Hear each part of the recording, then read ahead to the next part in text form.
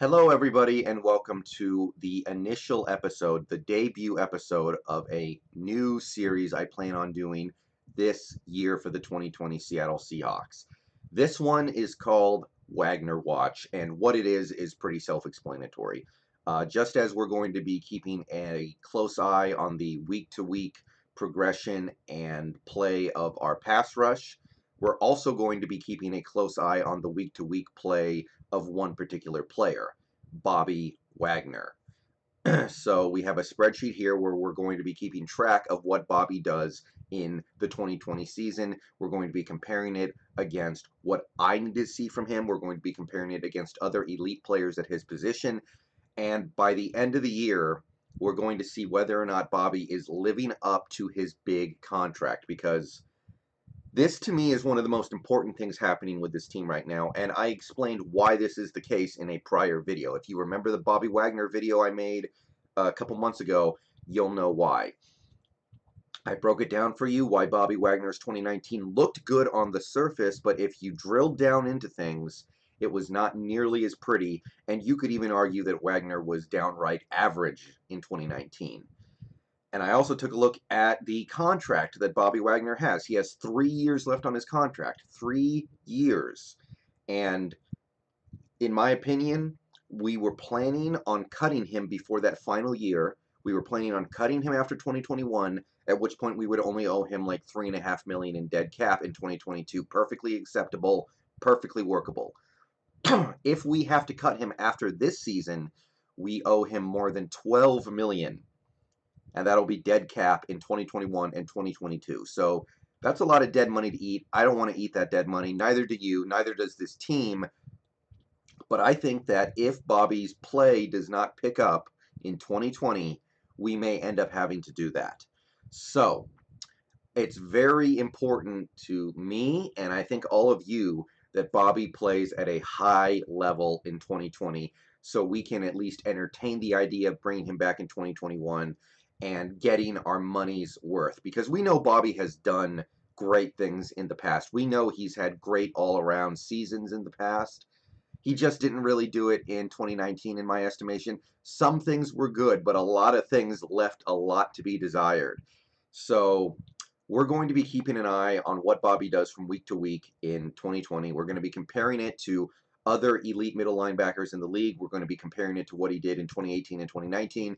And we're going to be comparing it to my rough projections of what I think I need to see in order to justify bringing him back in 2021. And that's what I want to do, and that's what everybody out there should want to do, to be perfectly honest. So here we have our spreadsheet. I'm going to go over the basics of it real quick, and then we'll be bringing it back every week after the metrics get released, which is typically Wednesday or Thursday, and we're going to see how he's doing. So Wagner Watch is going to work like this. Tackles. We have 21 total stats here. As you can see, 21 total stats we're going to be trying to track Bobby through. And through these 21 stats, we should be able to get a pretty good idea if he's playing well enough to justify bringing back for almost $20 million in 2021. So, tackles. He only played 15 games. Got to keep that in mind. In 2018, had 138, boosted to 159 in 2019. I don't need this tackle count to be overly high. If anything, if his tackle count goes down, that probably means other players are playing better. The addition of Jamal Adams alone could take a tackle a game away from Bobby Wagner, because Jamal Adams is going to be in on those tackles, and he's going to be taking some that normally would have gone to Bobby, because Jamal Adams is that good. So I put down 145. If he plays 16 games and gets 145 tackles, I think that's totally fine. I'm happy with that. I could even go with a little less. I could go with 140 as long as the defense as a whole is keeping up. 2018, he had a sack. Last year, he had 3 sacks. I think 3 is a totally fine number. I think in this regard, Bobby actually did totally fine. If he has 3 sacks again this year, I would be happy with that. That's kind of what I feel like I need to see because of the state of the defensive line. He needs to chip in a little bit more in terms of rushing the QB. But his 2019 performance here would be totally fine. Missed tackles, he had 1 missed tackle in all of 2018 and 10 in 2019. If he's going to be the highest paid middle linebacker in the league, I want to see this number go down a little bit. Not a lot, but I want to see it go down to 7, which is totally reasonable given I expect fewer tackles overall. And his missed tackle rate in 2018 was less than 1%. Last year was almost 6. If he gets it down to 5, I think that's fine. That would still be one of the best numbers in the league for any middle linebacker, so I would be totally fine with a 5% missed tackle percentage. Solo tackles. This is something that I noted as a spot of concern in 2019. His solo tackles went up by 2, even though his overall tackles went up by 21. That tells me he did more pile jumping. That tells me he was getting some credit for the work that other players were doing, and that reflected in some of the other advanced metrics I'm going to go over in a bit here. I want to see his solo tackles jump up to 90. I want to see him doing more work on his own. I want to see him being a little more impactful with the tackles that he does get. I would like to see solo tackles go up to 90. QB pressure, 6 in 2018, 6 in 2019. I said 6 again. That would be fine, I think. I don't expect us to blitz Bobby as much this year as we did last year because, quite frankly, we have Jamal Adams now. We have a couple other outside linebackers who might do more blitzing. I could adjust this number if I see us blitzing Bobby more, but 6 would be fine. That's right up there with most of the other middle linebackers in the league who play a lot. Tackles for loss, he had 6 in 2018 and 7 in 2019. I would like to see this number go up. I would like to see him more emphatically having an impact in terms of tackles for loss. I put 10. If you look at some of the other elite middle linebackers in 2019, 10 is pretty reasonable. Again, this isn't just about Wagner being a capable starter. This is about him being worthy of being the highest paid middle linebacker in football. Or he might be top 2 now because of Zach Cunningham, but point is, we need to see well above average from him. Turnovers forced. He had 4 in 2018, 3 in 2019. I took it back up to 4 in 2020. I just want to see some more big impact plays from Bobby this year. We kind of didn't see very much of that last year. I want to see him get some picks, some fumbles. A 4 seems completely fair to me. That's 1 every 4 games. Like, he's in on so many plays, you would expect something like this, honestly. Passes defensed or passes deflected, depending on who you ask. 11 in 2018, 6 in 2019, and that was really troubling given how much he got targeted. I said if he can get this number up to 8, I'm happy with that. Ideally, I would have this number around 8 because he gets targeted a good amount less, but 8 passes deflected would be in line with what we saw from a lot of the better middle linebackers last year. I think that would be fine. Run tackles. Now, this is one of those advanced metrics that I'm going to have to calculate manually. If you don't know what run tackles are, it's actually pretty simple. It's the tackles that a player gets on running plays. In 2018, I don't know what he had. In 2019, he had 67 through 13 games. If you compare the first 13 games, I just kind of want him to stay in this same ballpark. I want him to get about 60. I said 65, but I basically want him to have about the same number of run tackles that he had last year. In this metric, he stacked up very well with the best middle linebackers in the league. And quite frankly, if we're playing from ahead a lot this year, like we should be, we won't be facing as many run plays as a lot of the other middle linebackers. So that's fine. Average tackle depth. If you don't know what this is, I'll go over it real quick as well, but I went over it in depth in my previous Bobby Wagner video. It's how many yards a player gained on average before being tackled by the player in question, in this case, Bobby Wagner. In 2019, Bobby Wagner's average tackle depth through 13 weeks was 4.8, which was really bad, actually. And by week 17, I actually think this number was probably closer to 5 because of how bad our run defense was. I need to see a big improvement here. I said 3.8. If he can take down his average tackle depth by a full yard, that's pretty good. I will take that. I understand his average tackle depth is not going to be one of the best in the league because the defensive line we have in front of him is not very good, but I can reasonably expect him to take this number down significantly. I want to see 3.8 or lower, or else I'm going to have some questions about whether or not he's earning his keep. Targets. Targets is kind of a weird one. A lot of these pass metrics are a little difficult to estimate, but he had 69 targets in 2018 and 72 in 2019. So basically the same per game, very similar per game. In 2020, I would like to see this number come down to 65. I don't know if this is entirely realistic because our secondary has improved, which means more teams are going to be targeting our linebackers in coverage. At the same time, I'm hoping our defense will be a little more flexible in making sure that Bobby Wagner is not trying to defend receivers down the field. So I said 65. If it's a little higher, I don't mind that much as long as some other numbers come way down. 2018 completions.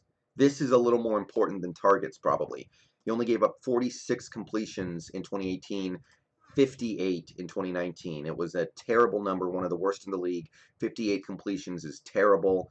I said he's got to bring it down to about 48 this year. If he brings it down to 48, then I feel like that's something I can live with, something I can work with for him being one of the best linebackers in football.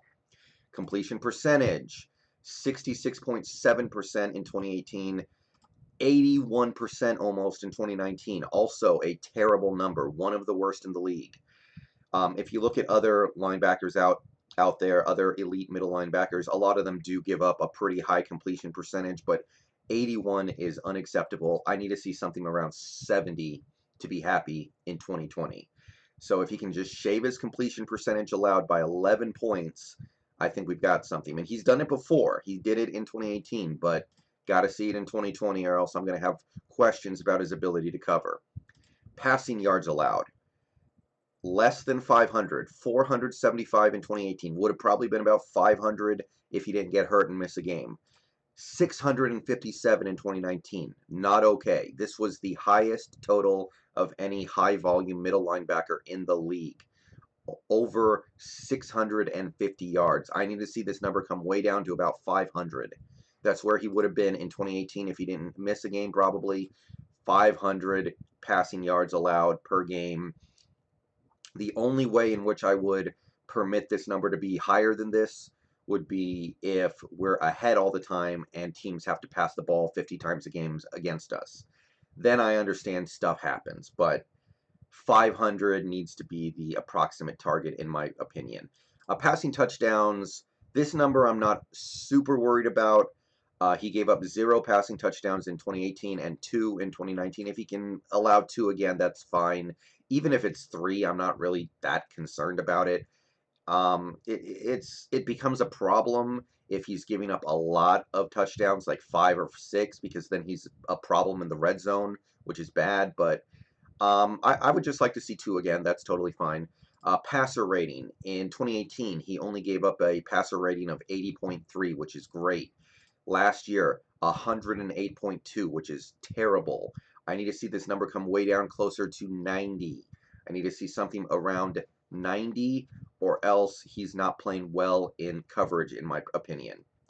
Depth of target. Now, this is kind of a weird one because it's actually a statistic where he performed better in 2019 compared to 2018.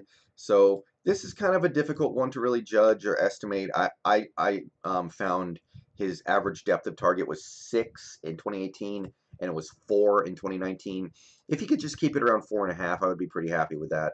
Just 4.5 would be fine, but I'm willing to be a little flexible here. This one could move around a little bit without making me all that upset. Air yards. This was an area where he was pretty good in 2018 and 2019, honestly, not terrible. 182 air yards in 2018, 229 in 2019. I would like to see this number around 200 in 2020. Just keep it around that area. That's where a lot of the better coverage linebackers last year had it. This is what I would like to see from Bobby in 2020. Yards after the catch. This is an area where Bobby really struggled in 2019, and it's one of my biggest concern areas for him. Less than 300 in 2018, which is pretty good, but 428 in 2019. 428. That was the largest total for any high-use middle linebacker in the league out of 19 players. So, this year I would like to see a number closer to 300.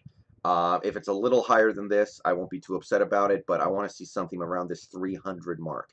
Definitely nothing like we saw here. At the very least, if you're going to be giving up completions, you got to be making the tackle quickly, because most of the receptions that Bobby gives up are going to be to tight ends and running backs, and at the very least, you would expect Wagner to be in a decent position to make a tackle after a completion to one of those guys.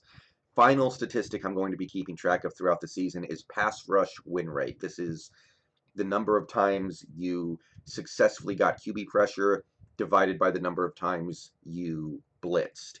Bobby blitzed not all that often in 2018. It was like 40 something times, and he had a pass rush win rate of 14.6, almost 15%, very solid.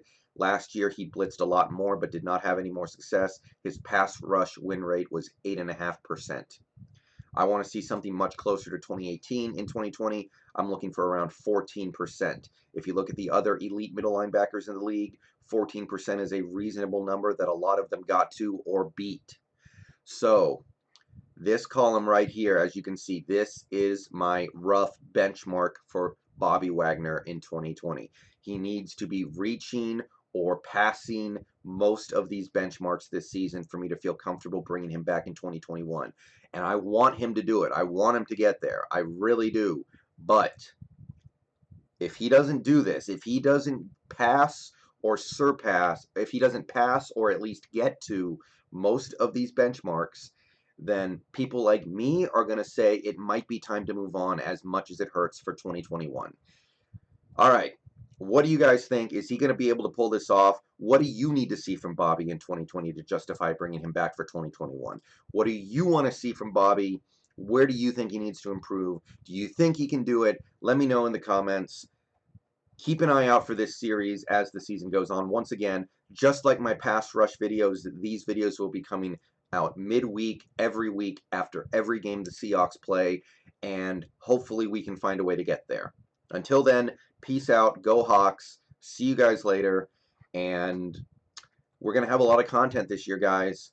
I'm going to be keeping track of every little thing I can about these Seahawks in video form this year, and hopefully they do us proud by the end. Peace out.